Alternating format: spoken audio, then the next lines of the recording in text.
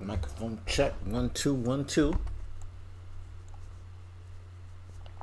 Let me get the webcam going here. There I am.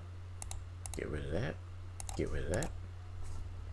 You are now tuned in to the network, the YouTube channel that takes complex networking topics, dumbs it down to a more simple language. We're doing more NAT today. Y'all know what that is, right? They're like these bugs that be flying around, but they're also, well, actually that starts with a G, don't it?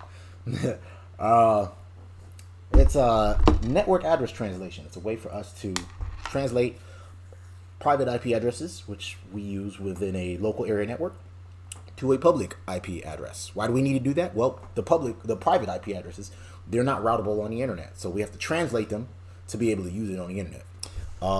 Shout out to ipcisco.com for these.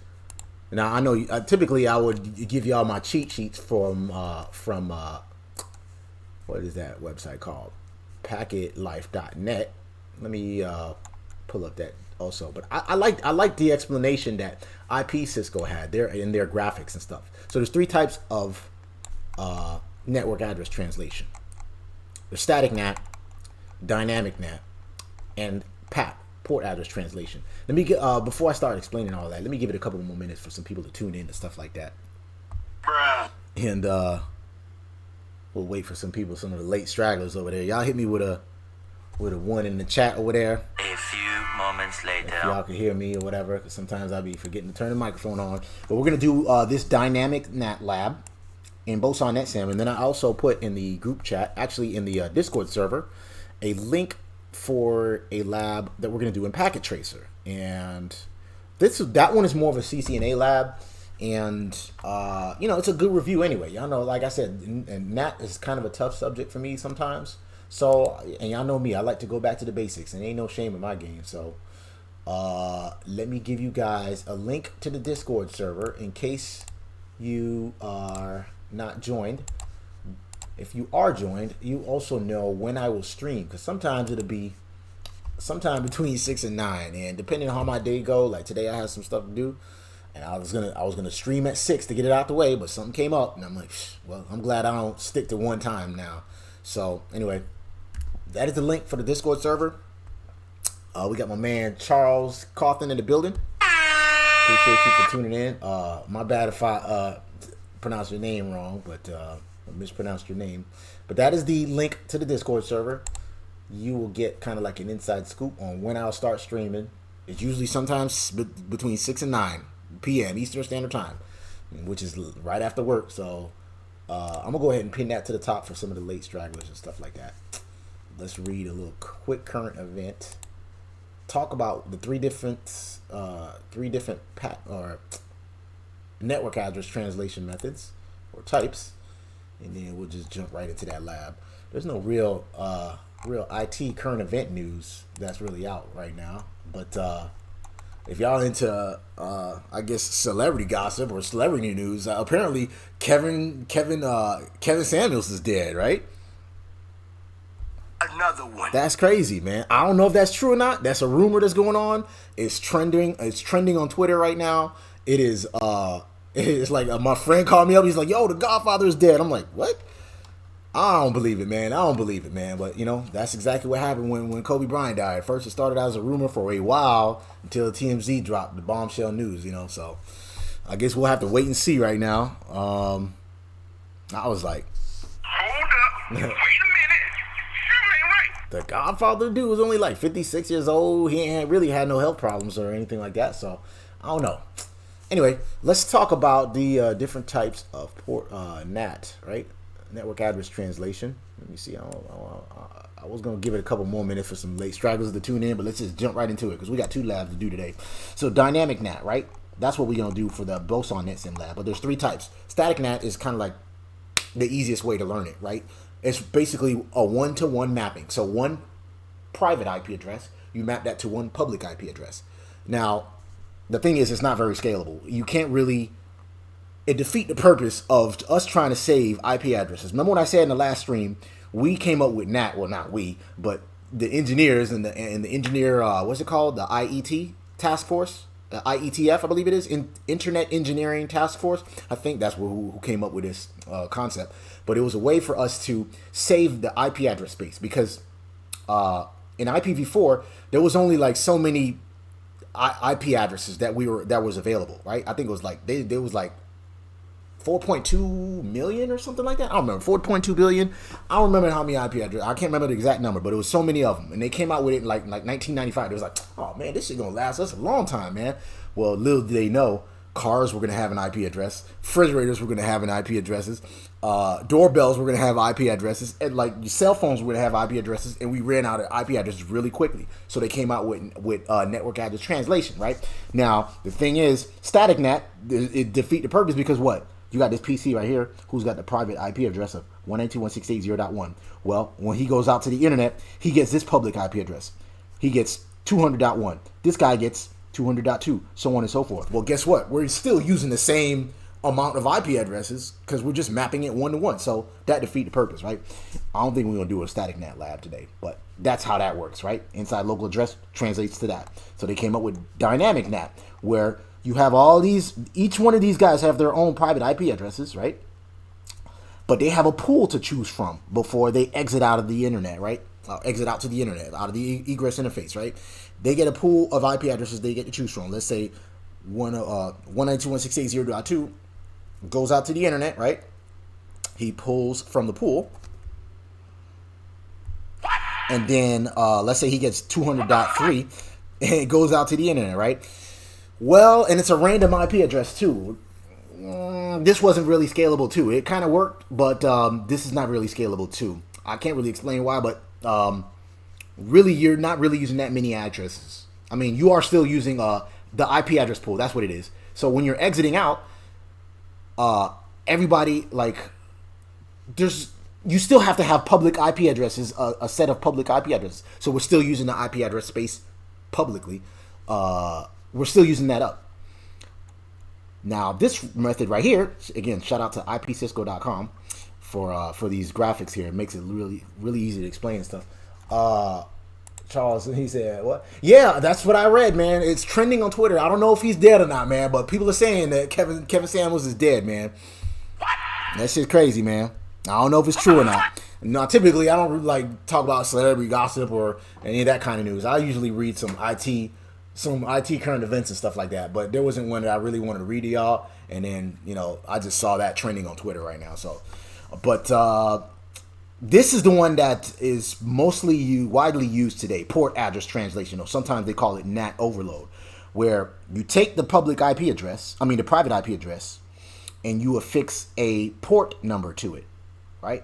And then when he exits out, he's still exiting out with one public IP address. They all gonna have this, but they're gonna have a port number affixed to it. See, notice when they're leaving, or when all these guys are leaving, they have their own private IP address. But when they leave, they're all using 200.200.200.1. 200.200.200.1. They're all using that when they leave, except they're going to have a unique port number. So therefore, this IP address with the port number, which is also known as a socket, they're all unique. So that was one way for us to save IP. So while all these guys are exiting out of the interface, they're still using one IP address, one public IP address when they're leaving, right? So that's the one that most companies, most organizations use is NAT overload. Or sometimes they call it PAT, port address translation, right? So anyways, let's go ahead and get started with the Dynamic Nat Lab. I know I said that it's not really used right here because they say right here, we're going to configure a simulated network to translate private IP addresses to public IP addresses that can be used on a wide area network, blah, blah, blah, blah, blah, blah, blah. Let me copy that onto, whatchamacallit, onto Paint. Y'all know how I do with Microsoft Paint over here. Y'all got any questions so far or anything, man?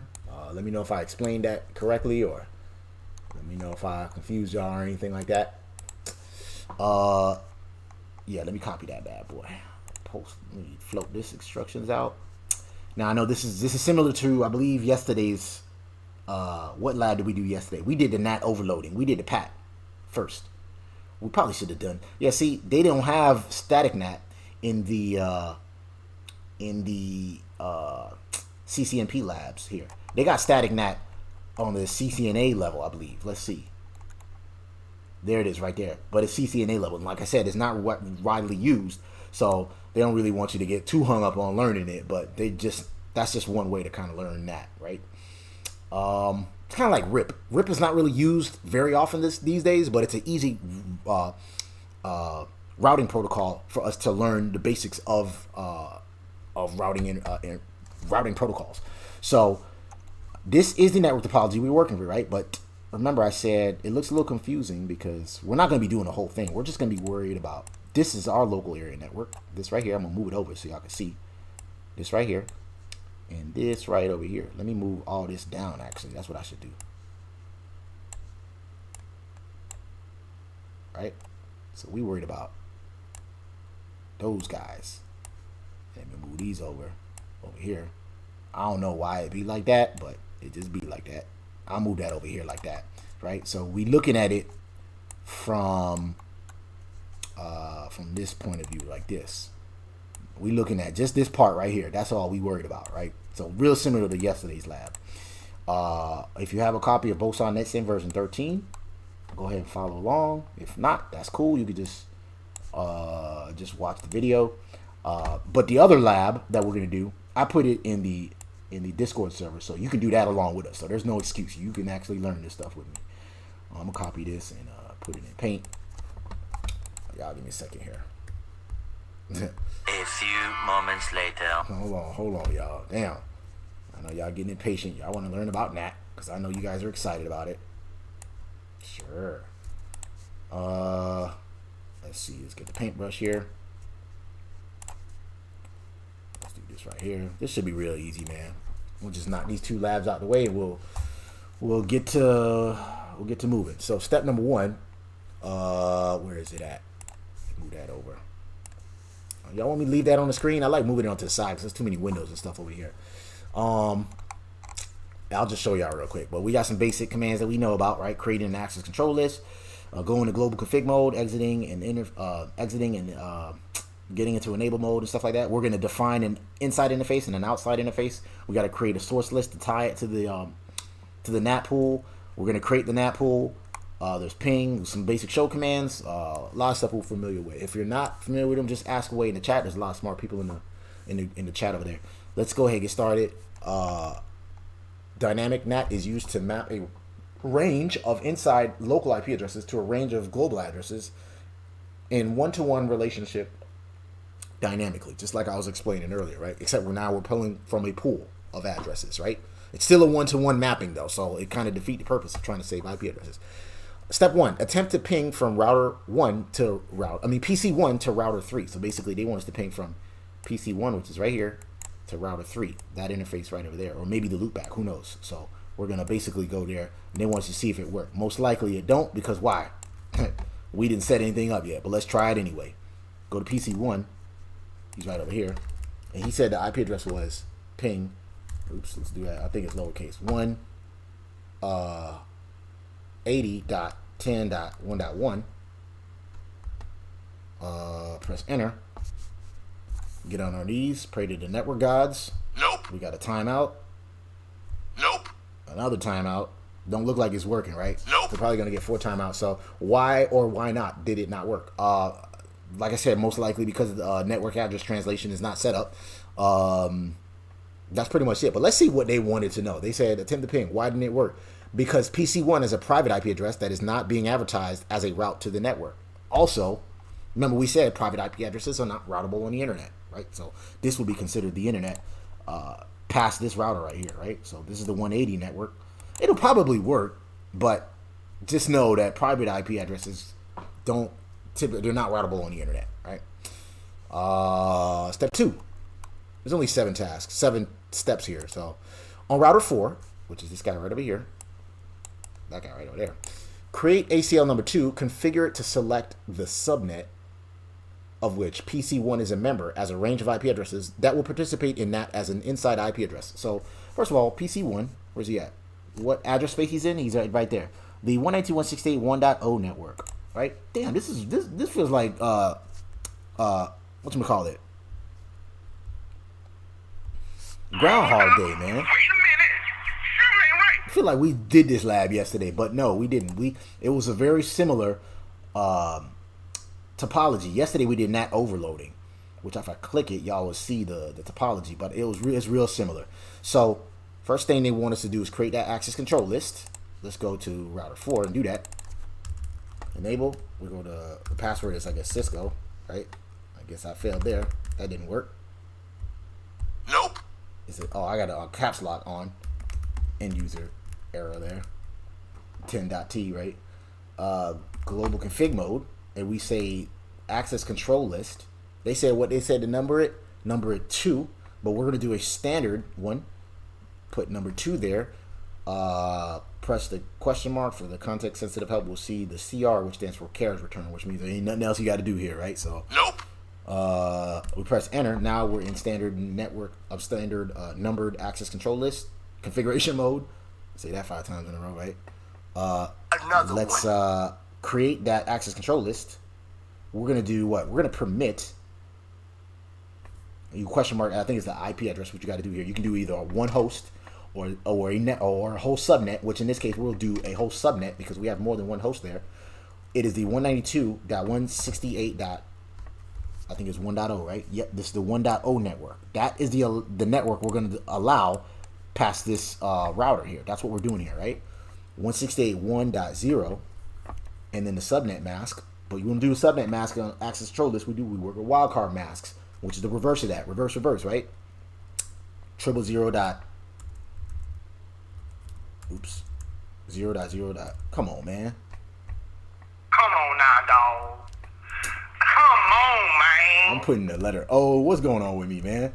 255, and then you could add the log keyword so that way when something matches, bloop, you'll get a syslog message saying, hey, we got a match on this access control list. But it can get kind of annoying if you have too much traffic going through your interfaces. So we'll just leave the log keyword out, but they didn't ask for it anyway.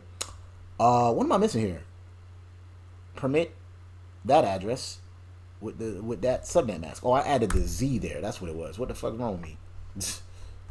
Come on now, dog. Come on, man. So we created the access control list on router 4. Step 3: create a pool of IP addresses that will be used as inside global IP addresses named Nat Pool. So when you create the pool, call it Nat Pool. Use the range of IP addresses 180.10.1.5 through 180.10.1.15 from the addresses made available for use by the ISP. So again, back to shout out to ipcisco.com for this image right here. Where is it?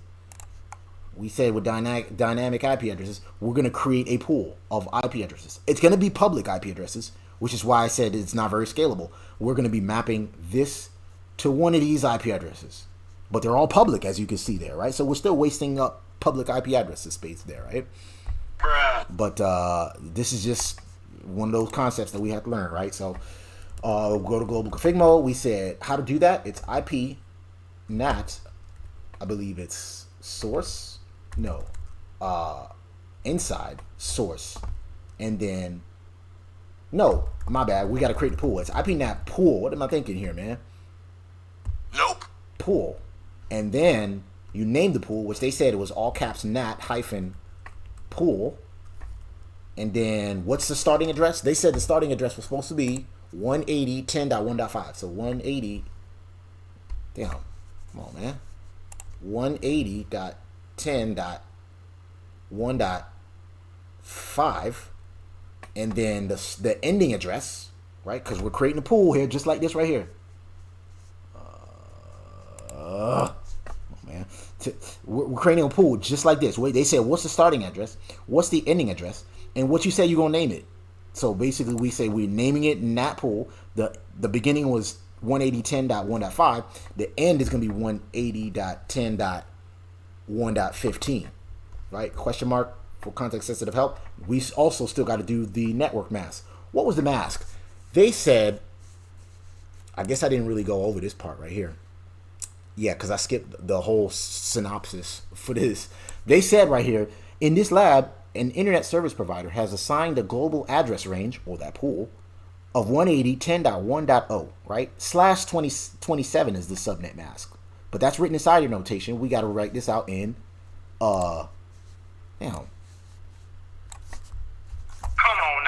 Come on, man. We got to write this out in the actual subnet mask. So we put the keyword net mask here. Net mask. Question mark, you'll see right there. What is the network mask? We said it was /27, but to write that out is 255.255.255, and the last subnet, which the last octet is 226, I believe it is, right? Y'all correct me if I'm wrong. 255.255.255.226. Another thing I like about Boson Netsim, shout out to the good folks. I guess we'll do an advertisement here, right? There's also tools here. We can do a subnet calculator, just in case you ain't good at subnet like me, right? And what you could do here is You stupid. yeah, well, I just don't really know subnetting just like that, right? We could check, right? So we could say, how do we check the wildcard mask? No, we wanted to do the subnet mask. So we said what, /27? So we do /18, 19, 20, 23, 24, 25, 26, 27. It's actually 224. So I said that wrong. I'm glad I checked that, right? So it's actually 224. So shout out to the good folks at Boson Netsim for adding this. I don't think they had this in the first version or the older versions, but they added that to Boson Netsim. Pete said it, 224. Yeah, thanks, man. I got that wrong, man. Shout out to Pete for that one. So yes, 224. Glad I used a subnet calculator, and I'm glad I got Pete in the room over there. So, and I think that's it. We got to do for that Nat Pool. That's the beginning. That's the ending address. What else did they want us to do? That was step number 3. Yeah, that was step 3. Step 4. On router 4, enable Dynamic Nat by combining the list of local IP addresses created by access to list 2 and the list of inside global IP addresses created by using the NAT IP address pool. Explain the syntax and purpose of the command you issued. Now, this is the tricky part right here. We're basically tying the access control list to the pool. The address we're tying the access control list that we created right here at the beginning. Where is it at? Bloop, bloop, bloop, bloop, bloop, bloop, bloop. Thought we did it in here, didn't we? It's in here somewhere. Yeah, this access control list. We're saying who we're allowing, and then we created the pool, and then we're tying them together with this. Now this is the hard part right here. Well, not really hard, but it's just like the syntax. You gotta remember, IP, NAT. I keep forgetting if it's source or inside, and then source, and then we're saying list. Specify the access control list. List. What was the access control list? It was number 2, question mark, and then are we specifying the interface or are we specifying the pool? Well, we created a pool, so we say pool. What was the name of the pool? The name of the pool was nat-pool, and that's how we're tying the access control list to the pool. And I think this is how we got to do it. Question mark. For context-sensitive help, you can do overload to do port address translation.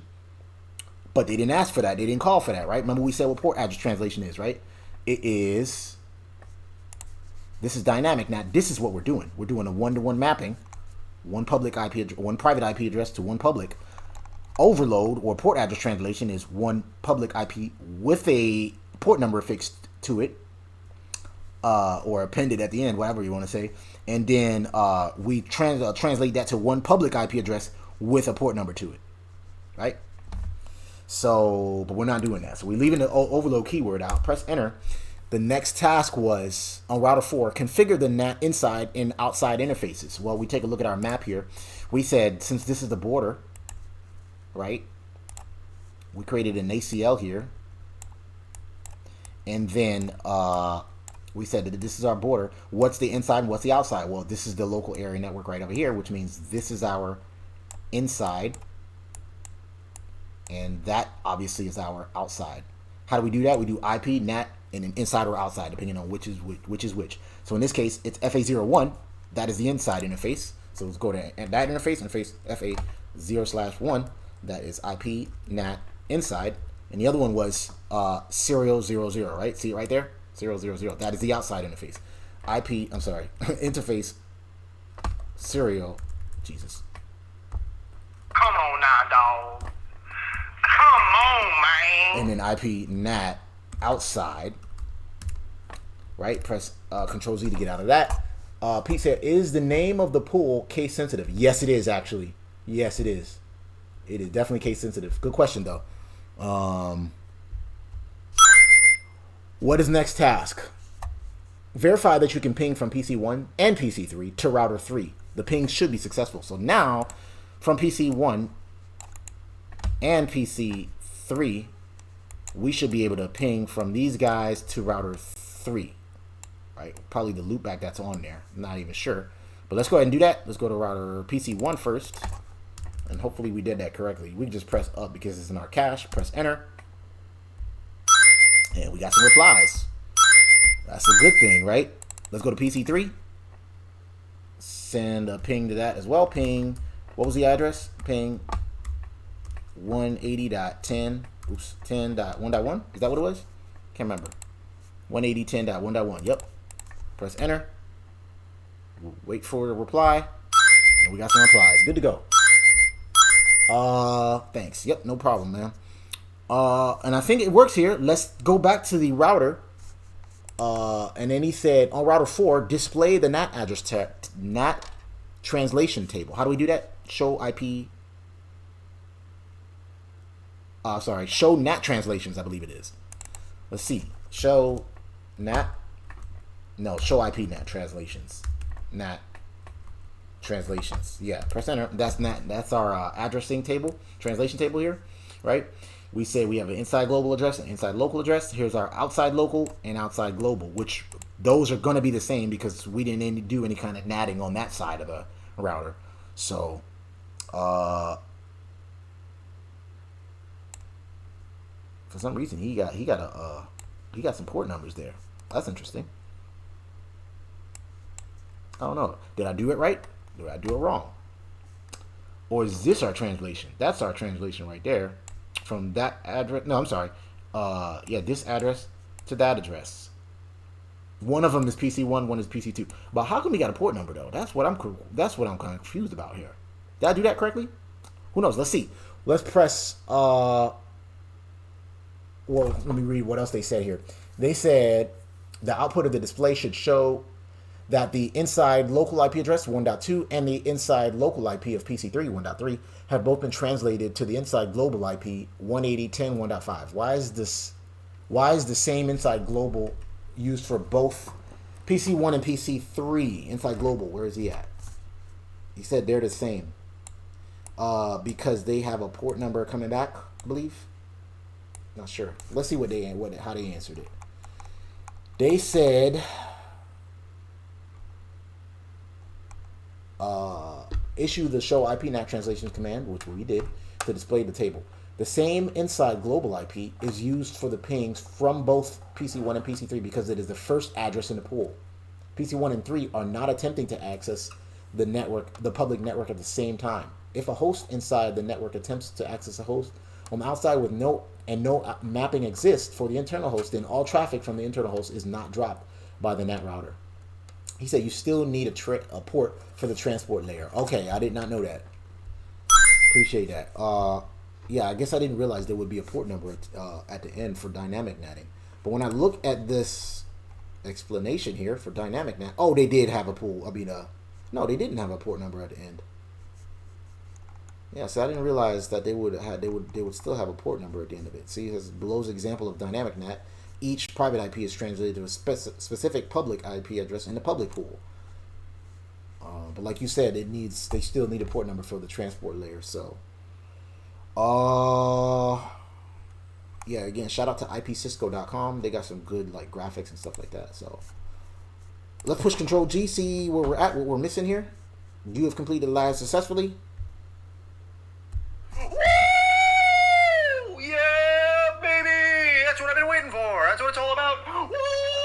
Alright, so we basically did that correctly. The one part that I thought I was tripping on was on router 4, that command right over that long IP NAT source one, right? No, router 3, my bad. Where is it at? It was router 3, wasn't it? Router 3. Let me double check that again. Router 4. Yeah, it's router 4. And it should be see there's the outside interface, there's the inside interface, and this is the one I always get that I'm always tripping on right here. No, that's the pool. The pool is kind of easy to remember. It is this right here. Tying the access control list to the pool is what I always be forgetting. So, and then with with port address translation, I'm trying to remember how that one command goes. But I think we're doing another Dynamic Nat Lab in Boson Netsim. So, packet tracer. Y'all can tell I'm just ready to go, man.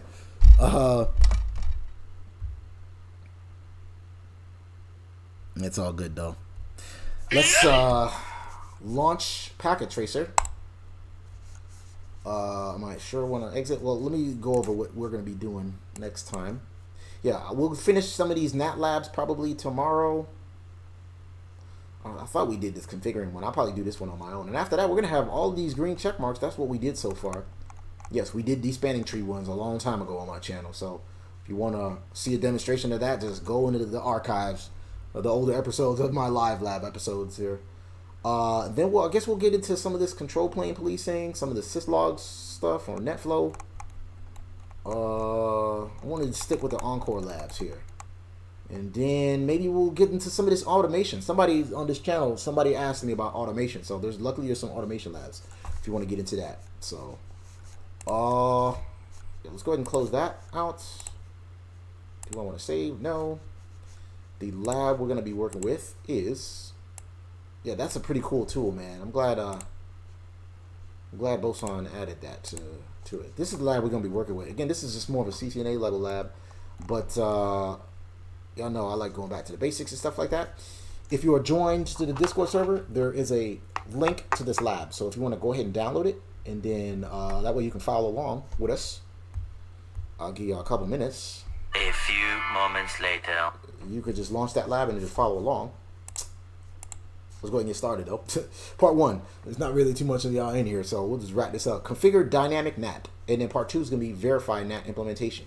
On router 2, configure one statement for ACL1, so very similar to what we did in the last lab. Really similar. To permit any address belonging to the 172.16.0.0/16 subnet. I think I kind of know that one. That's subnet mask. That should be easy. We'll go to router 2. So this is going to be our border right here, right? And then probably this is the inside interface. That right over here is the inside interface. And since the internet's over here, that's going to be our outside interface, right? Let's go to router 2. That's what I like about Boson Netsim. Packet tracers. You can see the actual routers and how they look. In case you're not really familiar with, with how these guys look like. I want to do a hardware lab, man. I haven't done. We've been sticking with these simulators, and y'all know I like using my trusty dusty equipment here. IP access list. We'll say standard. What did they say to number it?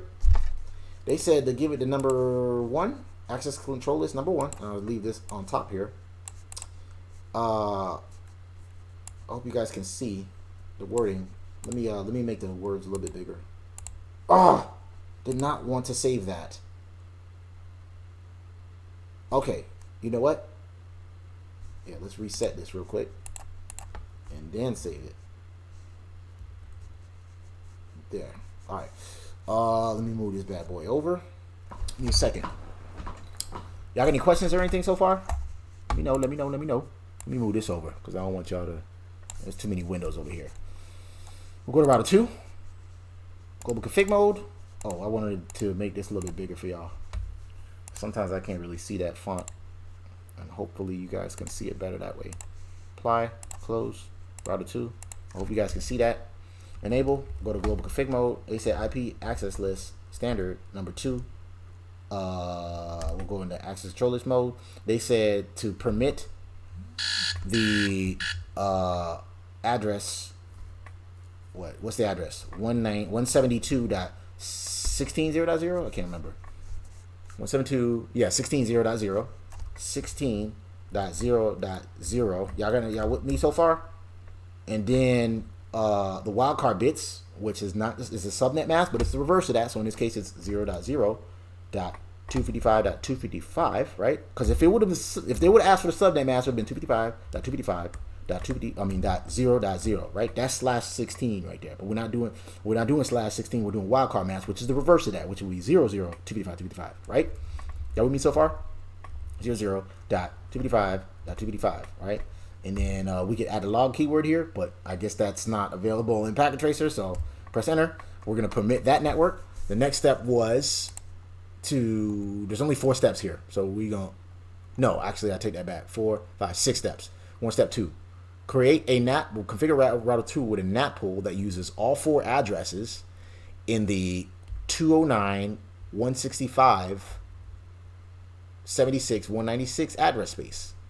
Notice in the topology there are 3 network ranges that would be translated based on the ACL created.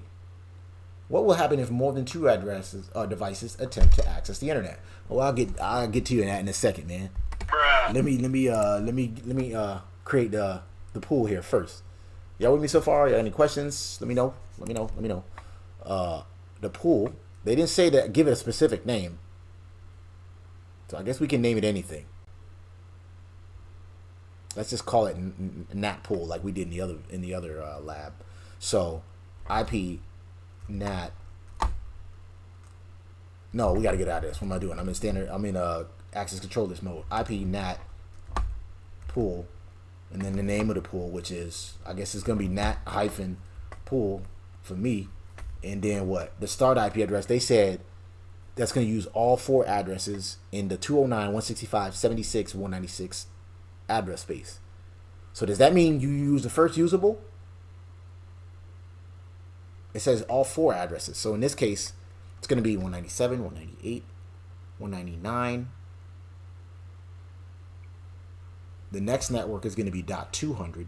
So I guess the low number is going to be 196 and high number is 200. So that's what I'm expecting here.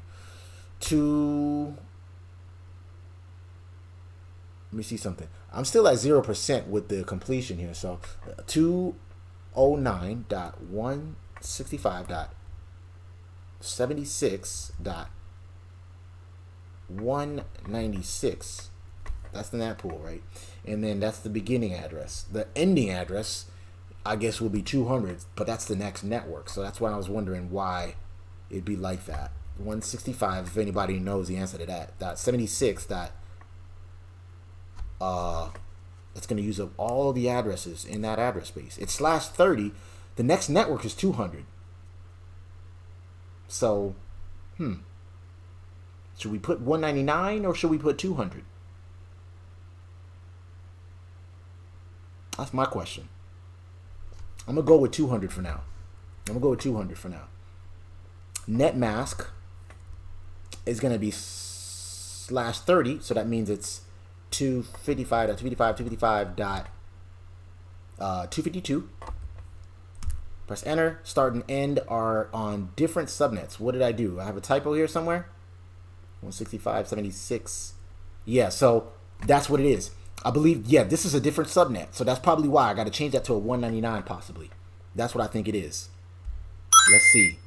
Let's get rid of that and change that to 199. It looked like it took it that time, and I'm at 25% completion. So that's what it was. I was confused about whether you needed to put that last address, but that last address is in another subnet. That's why. I think only 2 addresses are usable. Yes, there's only 2 addresses usable that are 197 and 198. But they said the question, I guess it was the question that kind of tripped me up. They said configure router 2 with a NAT pool that uses all 4 addresses in that address space. What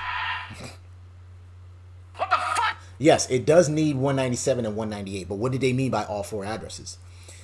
The network, well, there's going to be these 4 addresses. The network address, which is 196. First usable is 197. Last usable is 198. 199 would be the broadcast address. So that's probably what they mean. Those 4 addresses that I just mentioned. Right? 196 is the network address.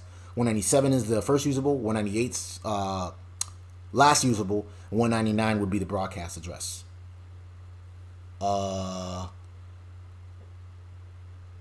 their question was, what will happen if more than 2 devices attempt?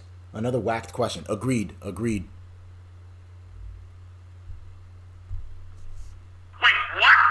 what? What will happen if more than 2 devices attempt to access the internet? Good question. We're gonna run out of IP address. I'm not even too sure what'll happen. If more than 2 devices will try to access it, they probably won't be able to get on because there's only 2 usable addresses there. That's what I think. I don't know. Step 3, associate ACL1 with the Nat Pool, which is where I always get confused about, which is IP NAT source. I'm sorry, IP NAT inside source. The list number was what? Access control list number 1, or was it 2? It was access control list number configure statement for ACL 1. That's why I didn't get the points. I called it ACL number 2. It needs to be ACL 1. That's I need to fix that. Show IP access list. That's wrong. We need to change this to access control list number 1. Go to global config mode. Let's get rid of that. No. IP access list 2. Oops, standard 2. 2.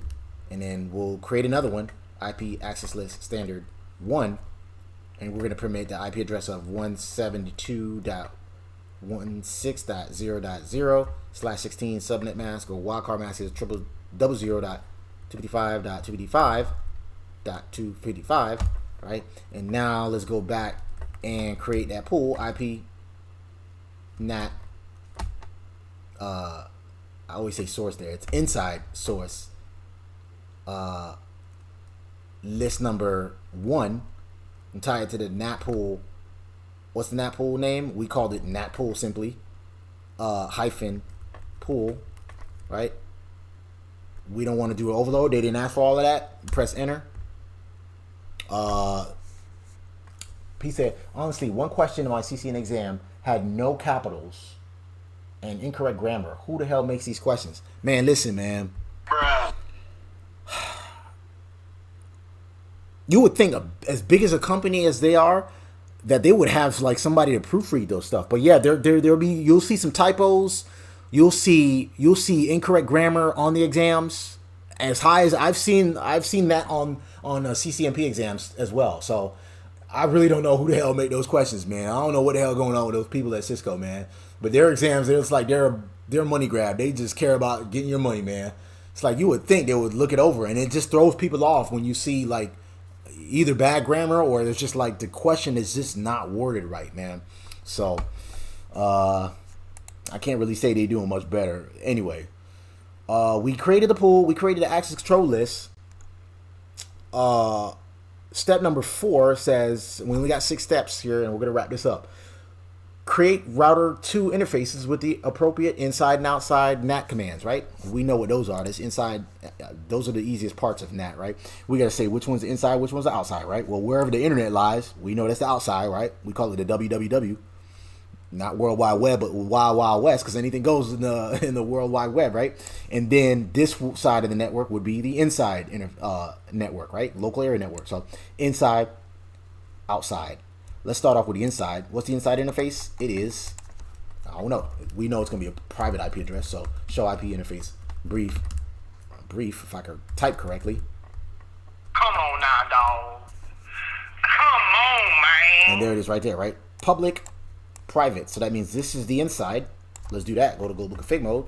Interface serial 0/0/1. And then IP NAT inside. The other interface is serial 000, so interface serial 0000. We said IP, that's going to be the outside interface, right? And so far, I'm at 100% complete. So it looks like I'm done so far. And in case y'all don't believe me, right? There it is right there. It says completion 100. That's what I love about Packet Tracer. So if you're just now tuning in and you have, you got into the stream late, y'all hit me with that like button. And then subscribe to your boy. Join the Discord server. It's pinned on the group chat right there, right? On the group chat right there. You can download this lab and follow along, or just do it on your own and watch me as I fumble through it, right? And then you'll be able to do this lab as well, right? So you can fully understand static NAT. But again, we don't really use this in the real world very often, or dynamic NAT. We don't really use Dynamic Nat. Most companies typically use port address translation, also known as NAT overload, right?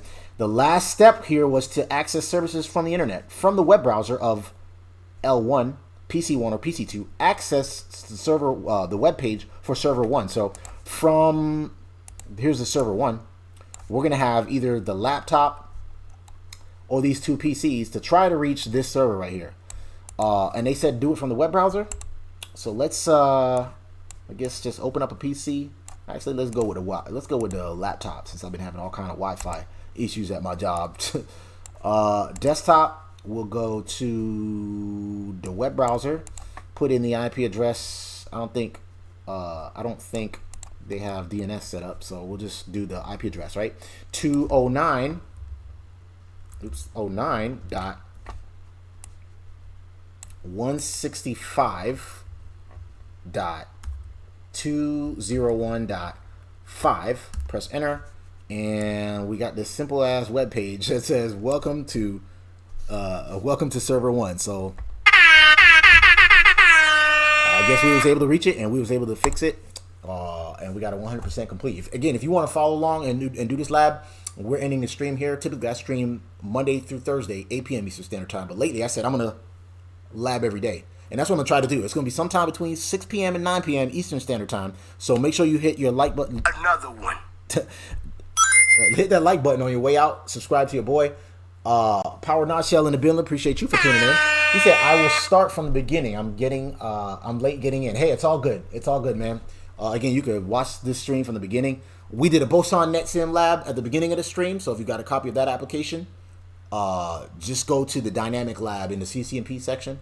And then we did this. This is more of a CCNA lab, but I just wanted to kind of get a hold of the dynamic, because sometimes that command trips me up for Dynamic Nat. So, but you can download this lab in the Discord server. Just make sure you click that link on the Discord server, join the Discord server, and get a copy of that. What else I got to say? I'm going to do another giveaway on this channel. I don't know if I'm going to wait for, you know what, I might do, wait till the end of this month. If I don't hear from that Prentice Adair dude, Come on now, dog. Come on, man. yeah, that's the guy that won. When I gave away that application, if I don't hear from him, I'm going to give away another copy of Boson Netsim, run another raffle, and give that away. And then, what else? Yeah, that's pretty much it, man. So, from now, comment, like, subscribe to the network.